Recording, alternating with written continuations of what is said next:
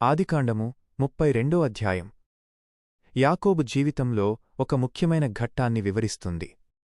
ఈ అధ్యాయం యాకోబు తన సోదరుడు ఏశావును తిరిగి కలవడానికి వెళ్లే మార్గంలో జరిగిన సంఘటనలతో ప్రారంభమవుతుంది. దేవుని దూతలు యాకోబును ఎదుర్కొంటారు. ఆ స్థలానికి మహనయీము అని యాకోబు పేరు పెడతాడు. ఏశావు తనను చంపాలని ఎదురుచూస్తున్నాడేమో అని యాకోబు భయపడతాడు.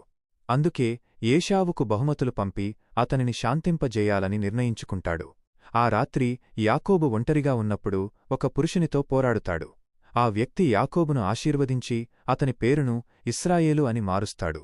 ఇశ్రాయేలు అంటే దేవునితో పోరాడి గెలిచినవాడు అని అర్థం. యాకోబు ఆ స్థలానికి పెనూయేలు అని పేరు పెడతాడు, అంటే దేవుని ముఖము అని అర్థం.